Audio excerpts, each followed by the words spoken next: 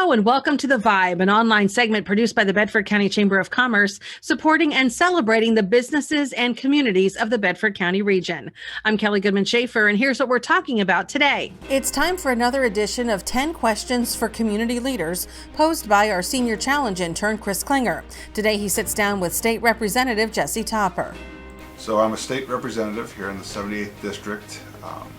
And I basically have two major functions in this role. I have what I do in Harrisburg, which is what my true job is, which is a lawmaker. We pass laws that affect Pennsylvania, or I guess in many cases we reject laws that might affect Pennsylvania in a negative way. And then back here in the district we have two district offices, one here and one in Fulton County, that help constituents with state-related issues, maybe their driver's license or birth certificates, any kind of licensure issues for their business, things like that. So representative back home, lawmaker, when I'm in Harrisburg, but either way, we are as elected officials of about 65,000 people per district, we're that voice. When we vote yes or no, we represent the 65,000 people that put us in office. Well, I think there was an interest in politics or public service from a young age. My dad was a social studies teacher. I really enjoyed it. I enjoyed being a guest page and working the polling place for my predecessor, Dick Hess, who was in office at the time, and that got me excited about the process. But really, other than voting and being involved locally, you don't really think, well, maybe one day I'll be X, I'll be a senator, or I'll be a representative, or I'll be a governor. You just know that you're interested, and that's the first step. And then it's all timing after that. I was elected to Borough Council here in Bedford, a Republican State Committee, so I'd run some elections. And then when my predecessor passed away, I came in to run for this position. And a lot of it's timing, but I think a lot of it is also where does your passion versus your skill set lie. In any business, you try and match up passion and skill set. I felt like my skill set and my passions both aligned with this job. After a couple years, as with any job, you start to look and say, wow, this is maybe not exactly everything that you thought, and then in some cases it's even better. Well, no greater challenge in this position than this past year. When you talk about COVID-19 and kind of the new role of government, or what it became here in Pennsylvania. Then you had the election, which was the most contentious in history. I think we can, at least modern history, that any of us have ever dealt with. And kind of the fallout from all of those things, the social unrest with the Black Lives Matter movement, the law enforcement situation. We definitely, as a country and then as a state and then locally, were affected by all those issues.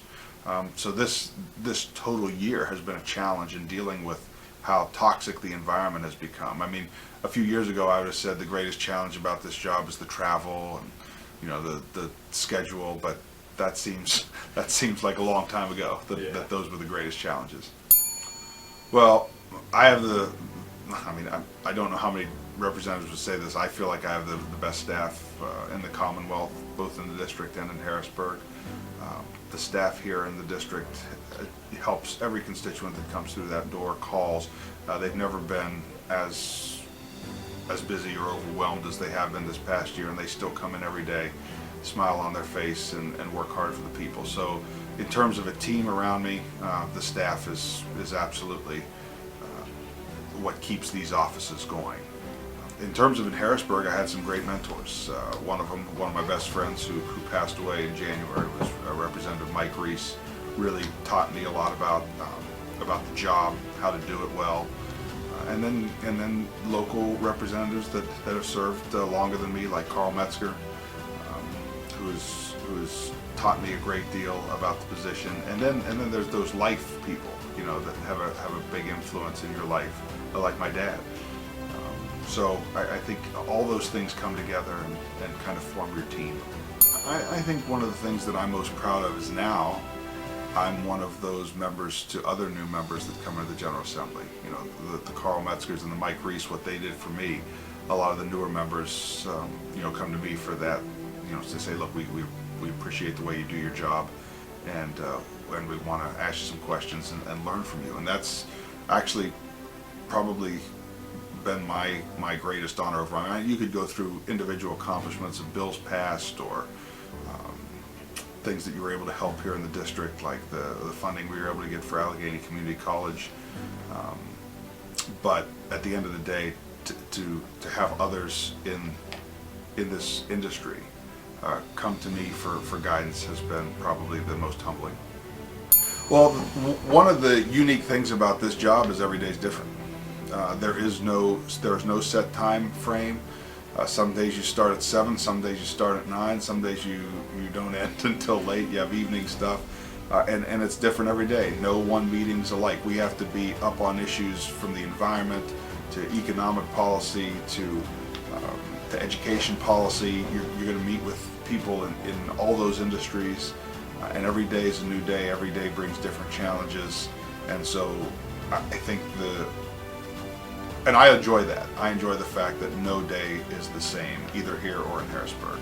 The biggest surprise I had, I was someone who studied government growing up, so I just assumed everybody knew the basics, who their congressman was, who their representative was. That's not the case. There's a lot of people who don't live in this political bubble. They have their own lives. They're going to school, they're raising their family, they're going to their job, and they really don't care nearly as much as we think they do sometimes about what we do. They just expect us to be up on the issues, and that's why we're their representatives. So I think that was a little bit of a surprise to me coming in. Is I paid attention a lot, but I realized that a lot of people have in their minds far more important things, and I need to make sure that I'm representing them well, so that they don't have to necessarily be up, although I think it's everyone's responsibility to be somewhat up on the issues, and I think now people are more engaged than ever, and that's probably a good thing. What would your best advice be to me if I was looking to become a politician? Don't look at it as, anybody who wants to come into politics, don't look at it as politics. You can't. You have to look at it as public service. If you look at it as something that you want to do for you, you'll be disappointed. You'll get worn down. You have to look at it as a service type of position, and one that will not be your full-time career. I had a career before this. I'm sure I will have a career after this. For whatever time I'm in office, this is a service time. I don't look at most of the things I do that people would consider giving back. volunteering for, whether it be volunteering to coach or officiate youth sports, or volunteering to be part of service programs like the Chamber of Commerce or Elks food drives. I mean, those are things that people see as giving back, but I